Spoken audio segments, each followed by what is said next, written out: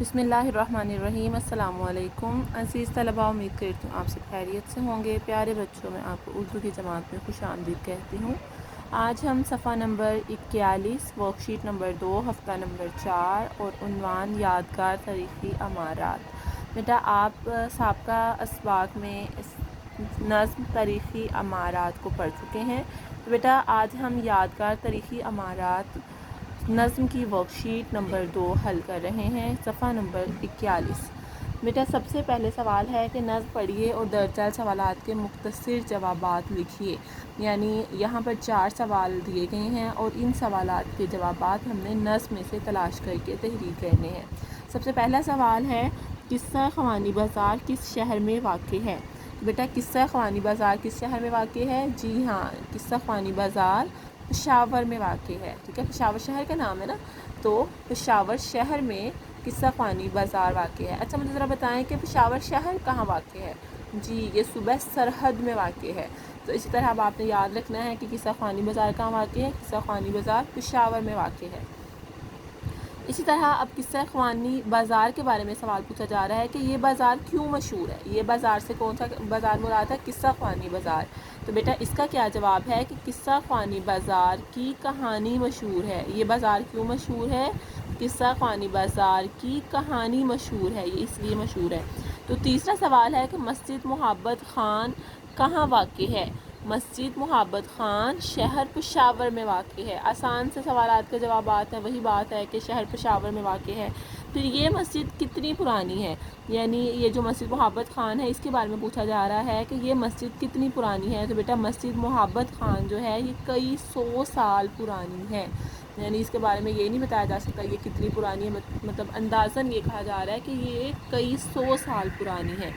اسی طرح اب آپ کا سوال نمبر 2 ہے کہ درج ذیل الفاظ کو جملوں میں استعمال کریں۔ بیٹا یہ جو الفاظ آپ کو یہاں پر دکھائی دے رہے ہیں یہ الفاظ ہم نے اسی نظم میں سے لیے ہیں۔ تو اب آپ نے کیا کرنا ہے، ان الفاظ کو جملوں میں استعمال کرنا ہے۔ سب سے پہلا لفظ کون سا ہے؟ سرحد۔ بیٹا سرحد کیا ہے؟ آپ کو پتہ ہے سرحد ہمارے پاکستان کے ایک صوبے کا نام ہے۔ تو ہم کیا کہہ سکتے ہیں کہ پاکستان کا جو یعنی سرحد پاکستان کا ایک صوبہ ہے، یا پاکستان کے ایک صوبے کا نام سرحد ہے۔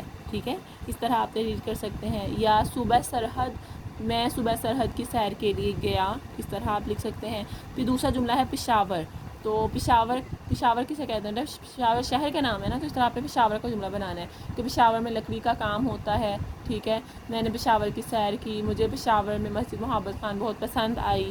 پھر صدر مقام کا مطلب ہوتا ہے مرکزی شہر یا مرکزی جگہ۔ تو آپ کہہ سکتے ہیں کہ پاکستان کا مرکزی شہر اسلام آباد ہے، یا پنجاب کا مرکزی شہر اسلام آباد ہے، یا آپ کہہ سکتے ہیں کہ صوبہ سرحد کا مرکزی شہر پشاور ہے۔ اس طرح بیٹا یعنی کہ صوبہ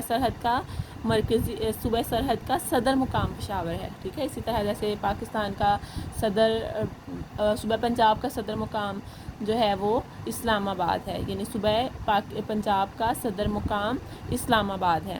اسی طرح اب آپ کا چوتھا جو لفظ ہے وہ ہے لکڑی کے گھر۔ تو آپ کہہ سکتے ہیں مجھے لکڑی کے گھر بہت پسند ہیں، ٹھیک ہے، یا میں لکڑی کے گھر میں رہتی ہوں۔ ٹھیک ہے، پھر قصہ خوانی کا کیا مطلب ہے بیٹے؟ قصہ خوانی یہ ایک بازار کا نام ہے۔ تو آپ کہہ سکتے ہیں کہ پشاور کے مشہور بازار کا نام قصہ خوانی ہے۔ ٹھیک ہے، پھر آپ کا سوال ہے دیس۔ مجھے اپنا دیس بہت پسند ہے۔ برِ صغیر بھی آپ کہہ سکتے ہیں کہ پشاور کو برِ صغیر کا دروازہ کہا جاتا ہے۔ ٹھیک ہے، برِ صغیر کا ہم جملہ بنا رہے ہیں نا، پشاور کو برِ صغیر کا دروازہ کہا جاتا ہے۔ یا پاکستان بننے سے پہلے ہم برِ صغیر میں رہتے تھے۔ اس طرح کاروبار، تو بیٹا کاروبار میرے ابو کپڑے کا کاروبار کرتے ہیں، ٹھیک ہے، میری امی سلائی کا کاروبار کرتی ہیں۔ اس طرح آپ کچھ بھی تحریر کر سکتے ہیں۔ آپ نے اپنے الفاظ میں ان جملوں کو لکھنا ہے، یعنی کہ ان الفاظ کو آپ نے اپنے جملوں میں استعمال کرنا ہے اور خوش خط نوٹ بک پر اپنی کاپی پر تحریر کرنا ہے۔ اور جو باقی یہ جو ورک شیٹ کے سوالات ہیں یہ آپ اسی ورک شیٹ پر ہی حل کریں گے۔ امید کرتی ہوں آپ یہ کام اچھے طریقے سے کر سکتے ہیں۔ اپنا سب خیال رکھیے۔ اللہ حافظ۔